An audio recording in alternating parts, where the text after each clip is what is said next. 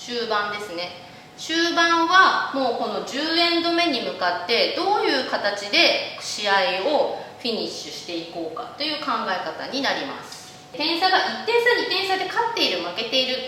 っていう時は8エンド目までのコントロールとしてはそこまで深く考えなくてもいいのではないかと思います。この8エンド目にしっかり後攻を取ることによって10エンド目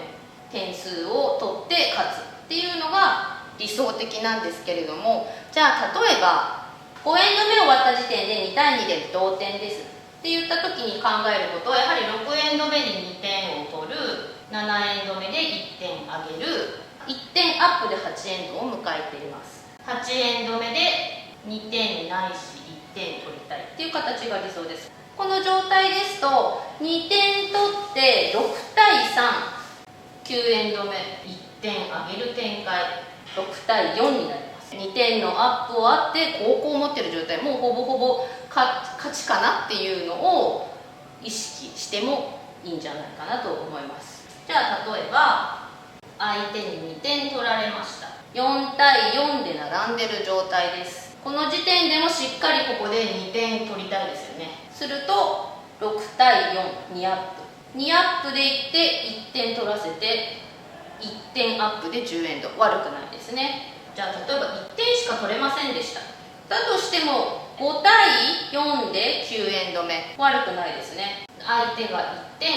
取りました。同点で10エンド目、後攻です。有利な後攻、1点でも取れば勝ちです。この考え方も赤チームとしては悪くないよねっていう考え方になります。リードはないですが後攻でしっかり10エンド目を迎えているので、展開としてはしっかりコントロールできているではないかと思います。じゃあ例えば相手ももちろん後攻で2点ね取りに来る、2点取れましたってなると、ここで初めて1点ダウン、1点ダウンですが10エンド目後攻です。1点でも取ればタイで、エキストラエンドいきます。もちろん2点取れるといいですが、この駆け引きですけれども、赤チーム主体で今お話ししましたけれども、先攻の黄色チームももちろんその駆け引きをしてきます。赤チームが考えている通りに黄色チームが動いてくれるとはもちろん限らないので、例えば8エンド目相手も後攻ね欲しいっていうところで、黄色チームが先攻で私たちは後攻、4対4で並んでます。例えば相手にスチールされてしまいました。5対4になりました。9エンド目で後攻が来てしまいました。1点ダウンで後攻です。じゃあ10エンド目にどういう形で終わりたいか。9エンド目にブランクでも悪くないですね。0対0で1点ダウンですが10エンド目後攻です。じゃあ例えば点数本当は2点欲しかったけど1点しか取れませんでした。5対5でタイ、同点で先行、ここでしっかりスチールを狙いに行かなきゃいけないっていうような展開になります。こんな風にですね、ここ1点差2点差でいけると自分たちがどういう形で終わりたいのか、1点アップしていたいのか、同点でも OK って思うのか、1点ダウンしていてもしっかり後攻があれば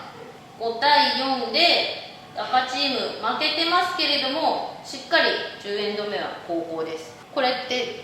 自分たちで心地がいいのかなどうかなっていう風な考え方をしたりします。もちろんじゃあここで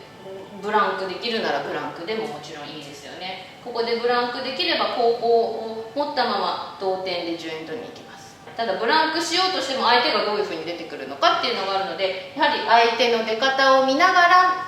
9エンド目10エンド目どういう風に戦っていきたいのかっていうのを考える必要があります。こんな風にこの8エンド目と9エンド目10エンド目のこのフィニッシュの仕方っていうのを常にパターンで考えていくのが大事になります。